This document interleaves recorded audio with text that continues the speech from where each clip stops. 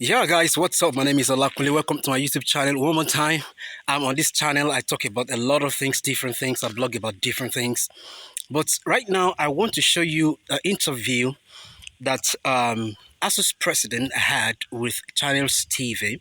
I want you to listen to this man and know that we're in big trouble in this country. For real, we're in big mess in this country.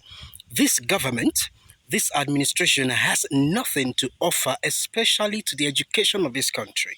There is nothing good that we can ever expect on the education of this country if we will want something better and a change in the education of this country. Then this government has to be changed. The party has to be changed. I want you to listen to the ASUS president very well, and then you will know that we're in big trouble. So please, after listening, please don't hesitate to subscribe to my YouTube channel, and I bring you a lot of content. God bless you. Let's listen to what he has to say. You must have also heard from the students there, and they're really struggling to keep hope alive. We had heard sometime last week there were talks that ASUU was going to call off its strike this week. In fact, some people felt almost cocksure that it even made it to the dailies. How come it is that the announcement we heard instead is that you're rolling over the strike for another 4 weeks? Well, what you had last week were just speculations, and the speculations, was based on what we also heard from the news, that the federal government, that the president had given the Minister of Education 2 weeks within which to resolve the issues. Yes. That was what the people based the idea on, that within 2 weeks, the government will resolve the issue, and then ASUU will call off the strike. It was just based on that you had that speculation that ASUU, we have a procedure. We, the principal officer of the union, we cannot call off strike. We must go to our branches who actually declared the strike. So that is it. So it was just speculation, but unfortunately, did you also hear that? I mean, did you also believe that perhaps this week, maybe that strike could be called off? We were very hopeful. We thought that as soon as that announcement was made, that within 1 or 2 days, we were here, within 1 or 2 days, we'll be called to a meeting. And like we said, the issue remaining to us today, where we are, is that it can be resolved within 24 hours if there is seriousness on the part of government. It can be resolved. The issue of UTAS and IPs have been tested. And from what has been happening recently, it's clear to all Nigerians that the IPs were just a fraudulent means of siphoning money from workers. As I speak, when you go around Nigeria, you take the population, not less than 10,000 of our members have one issue or the other with payment. Either 5 months salary not paid, 8 months not paid, 20 months not paid, and what have you. If you go around university today, you see that a number of people we either paid, we have a professor who will pay about 25% of his salary, and nothing happens. You know, this IPs and UTAS matter is a very tricky one, and we'll delve into it shortly. But I just wanted to know on what basis, because, some media outlets had gone out to say that, the strike was going to be called off this week, and they were quite sure. We also saw the NLC in a joint protest last week. They did a protest nationwide, and then they also had a very big protest right here in Abuja. And they're hoping that would also yield results. I mean, I think they left with the threat that if nothing is done, they will then call a strike themselves. Something certainly must have happened after that. Nothing. You see, if we really were serious, if we take education serious, if the children of all Nigerians, irrespective of your rank, you are in Nigerian university, once NSU gave this warning early June, we would not have waited for it to do that demonstration. The warning was given in first week in June. Federal government were written that, look, sort out this problem. If you don't I think, give a timeline, we'll have a protest. If that protest will go on a 3-way strike. But they did nothing. Then the strike, the protest took place last week. Up to today, we have not been formally called to any meeting. So that is what you see. This present system, this present government, and even the one in the past, they have absolutely no regard for the Nigerian educational system. And the impact is very clear. There's no country, any university you go to in the world, and I mean the whole world, you will not see a Nigerian lecturer. There's none. There's no university you go to in the world, you will not see a Nigerian student. But there's no university you go to in Nigeria and you see a foreign lecturer. There's no university you go to in Nigeria and you see a foreign student. Except those maybe whose parents are here or what have you. So that is it. So why are our people leaving and nobody is coming in? That is the cause of all this our strike. Why are our lecturers leaving? We spend so much money training a lecturer. Third one spend money training a lecturer. After training them, they leave the country. They are best brain, they leave the country. But none is coming as you have in the 60s, 70s, 80s. None is coming. That should be a universal. People should come in as we are going. So 6 months now. You've been on strike since February. February 14th. It'll be 6 months on the 14th. Yes, you declared this particular strike. And this is the 2nd of August. You cannot say that nothing has been happening. I mean, there must have been meetings. There must have been negotiations. There must have been conversations. You mean out of all of these conversations, nothing is forthcoming? As at now, absolutely nothing. So what do you usually conclude at the end of these conversations that you have with the federal government? We will conclude. We will finish the process. You know, collective bargaining, you have two bodies. The federal government represented. We don't expect the president to come and discuss with us, negotiate with us. The government set up a panel. The first was headed by Musili Jubri. That was in May last year. We finished with them.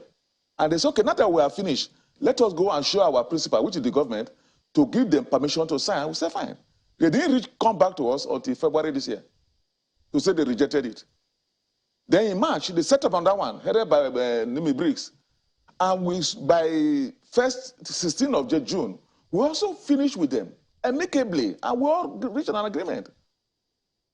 And now they've come, till now, they've not reached back to us. All we are hearing is that ASUU chased out some lying, one Mr. Nzaga in national salary income, went and lied to the government that we chased him out of the thing. But the good thing is that we have all the minutes of the meeting where he attended each of them, but he went and lied. To what end? What is he trying to achieve? It's just to scatter the whole process. That's what they've been doing. The people scattering all this process, not even the political elite. It's the bureaucrat. Where would you go and tell the government that they chase you out of negotiation?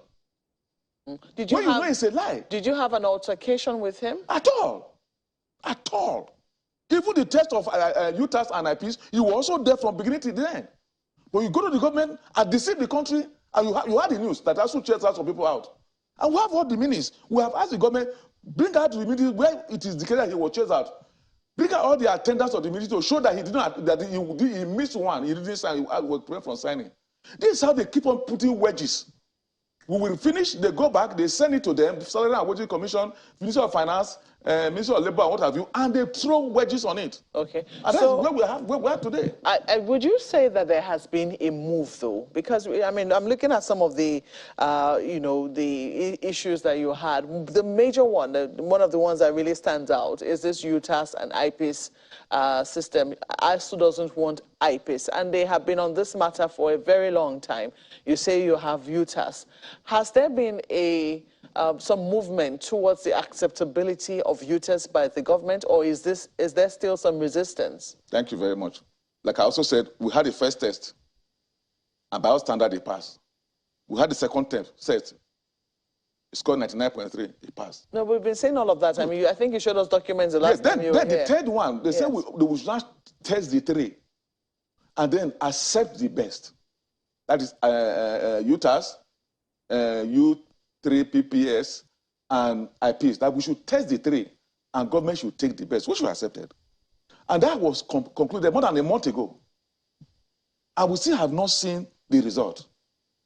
And meanwhile, the students are languishing at home. Should you take one day? Where was this tested? By NIDA.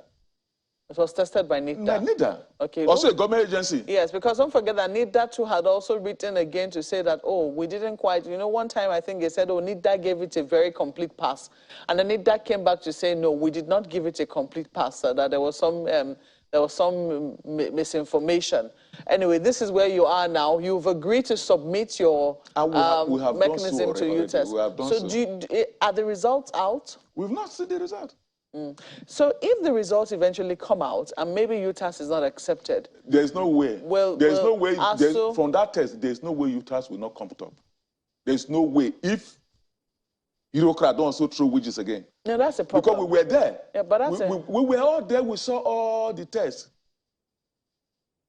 They told us that they are using IPs. That's what the whole world knows, is it not? All you are hearing is that a piece is used to pay salary, a piece is saving money, is it not?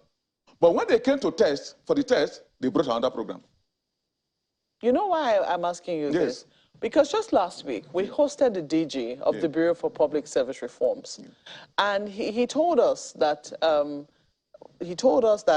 IPIS was their own idea, was their baby of the Bureau for Public Service Reforms. It was a part of their idea to reform the public service sector, and that largely it has worked for almost all of the civil servants. Oh, that was what he said. We heard much later from another source that when IPIS was being formed and that an invitation was sent to all government agencies to send representation, that ASUU refused to show up for that particular discussion. And then when eventually they, so that, their peculiar, perhaps salaries and allowances might be incorporated into IPIS, the ASUU was nowhere to be found. You see, when you have Nigeria, public officer come to the public without checking background. It might be a new person in the office. Without checking the background. No, they're two different things. I'm just giving you. I just give you two different scenarios. The DG for Bureau of Public Service Reforms told us here on set, we have it on tape, that IPIS was their baby. I mean, it's their idea of, and that is working for most of the civil service. That is one. The second one, which I told you, was from another source. I did not say it was from the DG of Bureau for Public Service Reforms. So I just want to know, is it true that, one, ASUU was not present when IPIS was being configured? And secondly, how come is it that it's working for everybody else, but ASUU says it cannot work for us? Good. You see, there are some people who are working in Nigeria that don't have the opportunity to air their view. Okay. If you have that opportunity, you will not be saying this thing. Two, if any Nigerian tell you that there are people who generate IPs, he's a liar. We have it. You can Google it. Google IPs. Just Google IPs. IPs has nothing to do with, and no Nigeria has nothing to do with IPs. IPs were concocted by World Bank in 2006 and gave to Nigeria that you must use this. As usual now, they are taking over this country. You must use this to pay your worker's salary. And this is the amount you need to pay. You can Google it and see it and read it. You don't need to go to anybody. You will see it there. So anybody that is the owner, it's not true. It was forced on this country. And I ask myself, we're a country with the intelligentsia that you have today. Do you have to go abroad to go and look for how to pay your salary? Now, here, this is the report of the Auditor General of 2019. Saying what? On IPs. Let me read some to you. In the month of October 2020, for the Ahmadu Bello University's area, out of a total of 9,666, 5,338 have issue with their PFAs. That's their pension fund? In the Nigerian police force, over 130,000 officers have PFAs PIN issues. These people, they don't have time. They won't have a opportunity to come and discuss with you. Then they won't have the right to come here and speak. So when you look at this report, it tells you all that you need to know about the problem with IPs. With IPs, this is by the government committee. I will challenge the government, and I think that's the best way to, as a country. Let the government produce the report of the Auditor General of 2019. Why just 2019? This is just... Why not 2020? Why not 2021? Just wait. This is the one that we have. This is the one. The general, they are not as current as the other one. It takes time to do auditing. I understand. They can also produce the one after that. But this one tells you the whole thing. I think they must do the first one. It tells you the whole thing, how much we are losing. How somebody who is 18 years is retiring. How about 170 people having the same PIN? That is, you are paying 130 people with the same PIN. And they are all here. So we challenge this government. We challenge National Assembly, because a copy was on National Assembly. We challenge the Auditor General. Please produce that copy and publish it, because it should be Nigerians to know. That tells you. So that is it on this IP thing. And then they challenge us, and here is on our thing, that we should produce an alternative, and that it will be deployed. You did not answer the questions directly, though. The questions I asked was about whether when it was being formulated, that ASUU gets... Good, I will come to that. I will come to that. It's very, you need the background. Yeah. When IPs was introduced, In 2014, when we looked at it, we told them it will not work. We were in a meeting with Auditor General, it's a lady. We were in a meeting with them and said this thing will not work. And when all of us have met, we met with them. They met on zonal basis. That's why I say people don't have background. And we have documentation, we can produce to Nigeria, even what the conclusion we reach.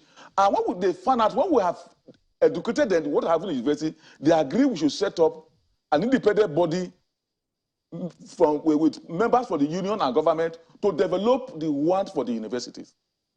But that ASUU should nominate 2 people, other union 2 people, which we did. They never did come back to us again. Until 2014, so that you get the picture, 2017, they call us again. You heard it that with ASUU we must join peace. And we say it's not possible. So they came and presented it to us. We said, let's see what you are presenting. You are going to present, and we voted it. Because it was just spreadsheet. And you can't be use spreadsheet and say you are conserving money, yes, it's foolproof. And we discussed over a long time. And we concluded that since we raised the issue of law, because there's also issue of law, that this issue of law should be sorted out before it can be applied, if it agreed. And the law is this. There is a law, University Miscellaneous Act, stated that any circular coming in from the ministry is null in the university. You know why? Because every university has a structure. The structure of the university, that the only person who can give directive is the visitor who can give directive to the council, council to the university. So autonomous. So this idea of going to bring one in, we also challenge them also that name one university in the whole world, Benin, any part of the world, where salary of lecturers are paid from a Accountant General office. And there is none. You know, in paying salary, there are issues. So if there are issue with somebody who is being paid from Sokoto, he has to, that person alone has to now take flight. The person is 100,000 naira per trip. Has to pay money, come to and stay in a queue, even vice chancellor, to see a clerical officer. Go to a peace office, you see the queue. And then when he finishes, he goes back. It might not be corrected. The one from Port Harcourt has to come. Is that right? It would have favor assistance. Okay, but let me ask you, because, you know, in recent times you have tried to, and maybe I'm deviating from the issue, because right now what a lot of people want is for us to be able to make progress. I mean, and they are not happy that, you know, you have decided to roll over the strike. But I think the reason why we're doing this is so that people will understand the position of ASUU on this.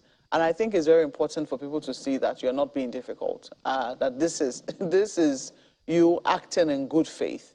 I'm just looking at, you know, the details of, you know, of UTAS now, you know, moving forward. You said that this is what you have presented, and there are a few rules that prevent the federal government from interfering within the university system. You talked about autonomy, universities having their own autonomy. But there have been attempts to try and entrench transparency. And part of this attempt to entrench transparency was where we saw the introduction of the TSA, where the federal government can, at one glance, find out how much it has in its kitty, how government agencies are remitting funds to a particular account. Would you say that universities should be exempt from such a transparency system? You see, if you do the whole analysis, you put a high-tech committee people to look at it. This thing they have introduced is the worst form of corruption. The TSA? Yes, and all of them. That is why only one man today. The Treasury single account? All of them. You saw the report the other day, how Accountant General alleged to have compromised TSA, and you read it. Yes, but just wait.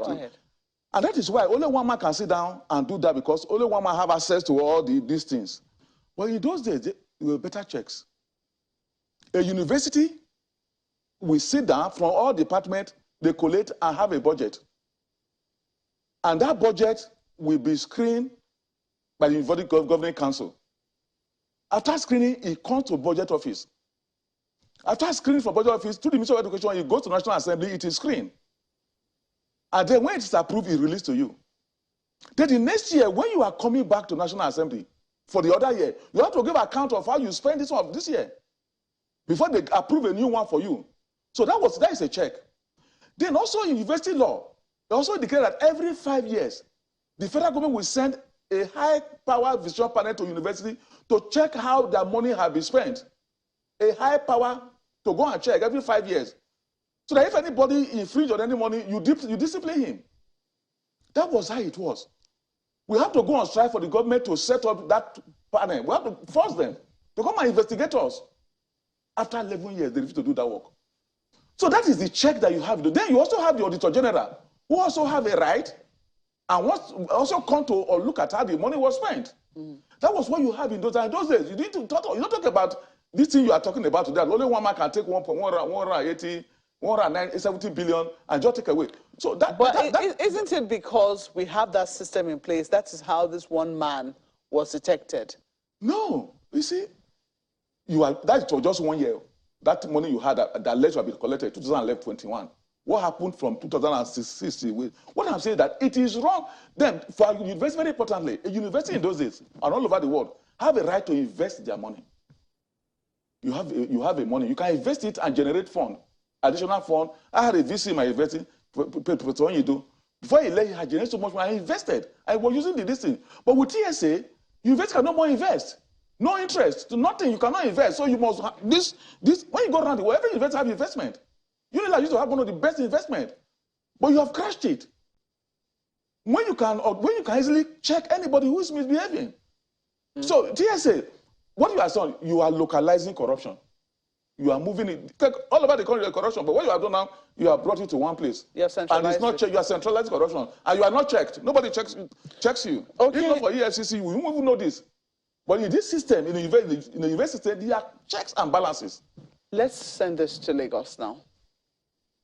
Well, Prof, just wondering, when you said that when it was time for federal government to do that test, and then they came up with another software, could you shed some light? What was that? Because government has always insisted that it is eyepiece that they insist upon.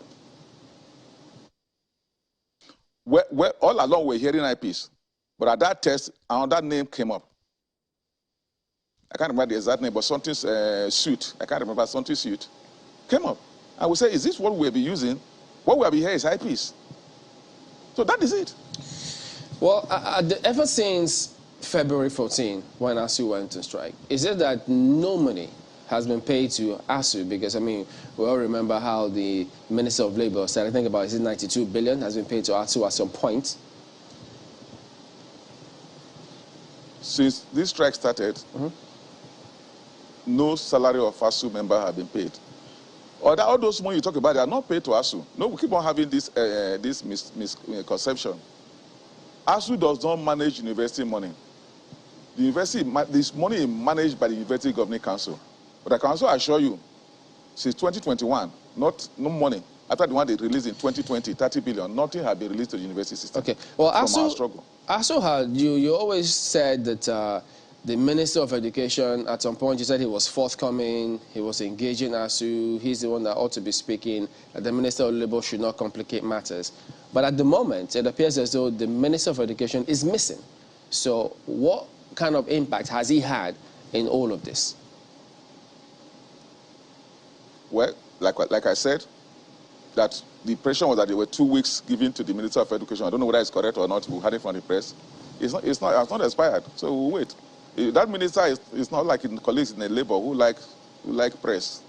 That one want to work quietly. So we'll wait for him. And the question, Prof, naturally is if he likes to work quietly, it's been 5 months. It will be 6 months in just 2 weeks, less than 2 weeks. So can we really say that he's been working, I mean, doing work quietly, and at least that work is visible if we've not seen any change in over 5 months? Is that really the work that we expect?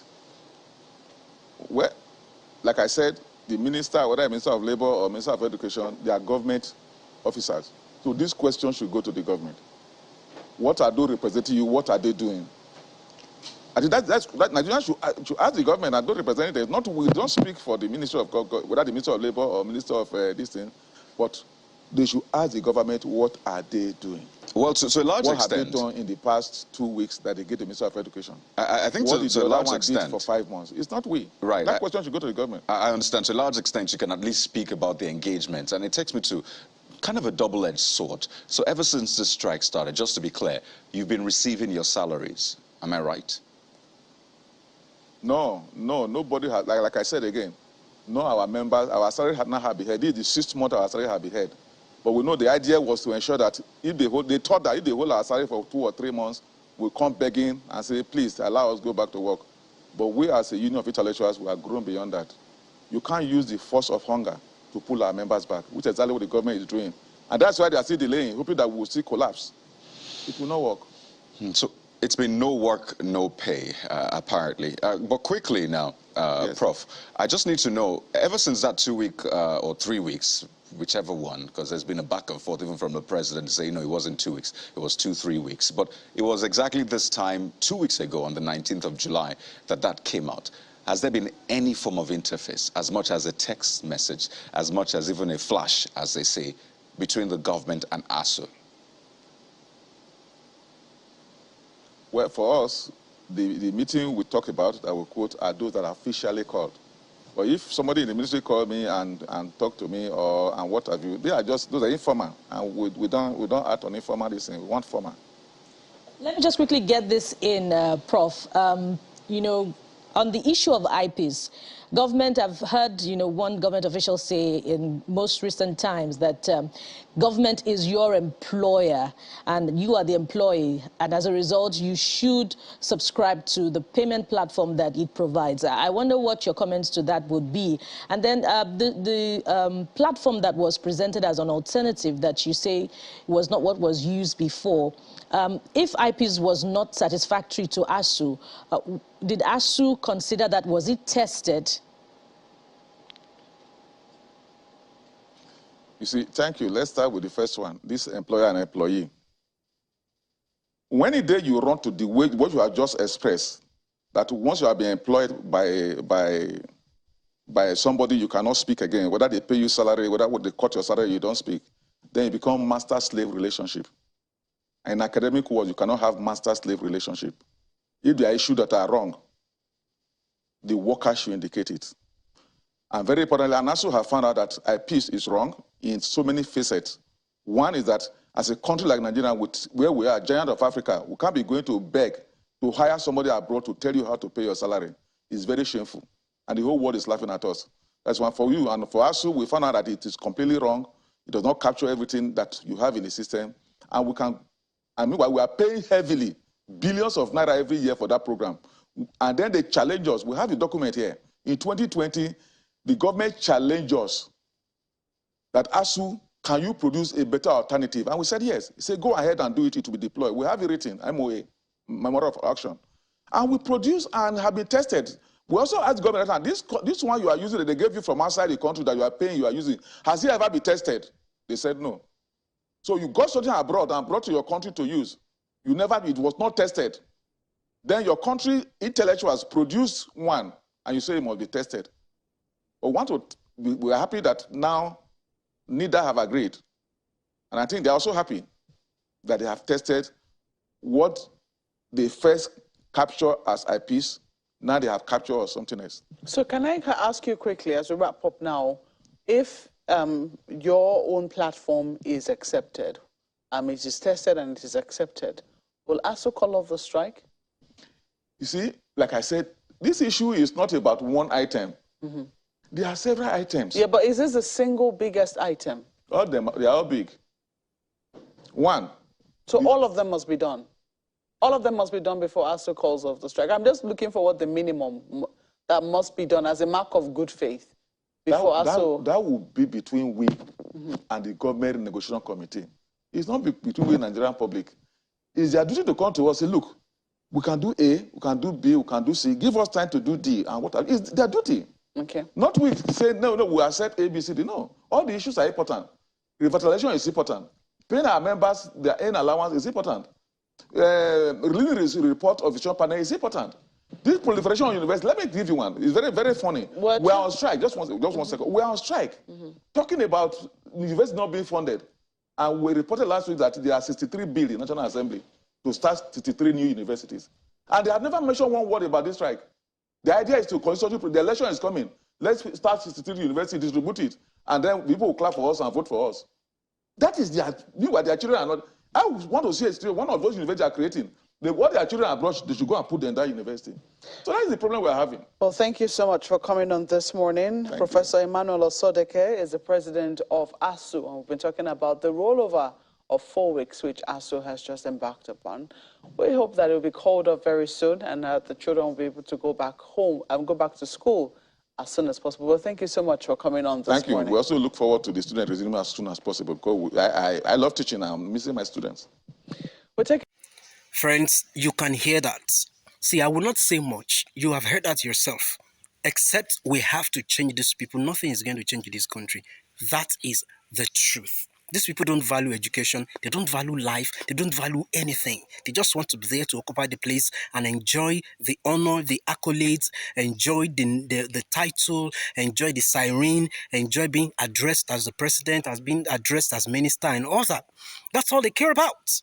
So until we change this government to people who have the mindsets of giving honor and respect to the education of the country, nothing is going to change. That is the truth.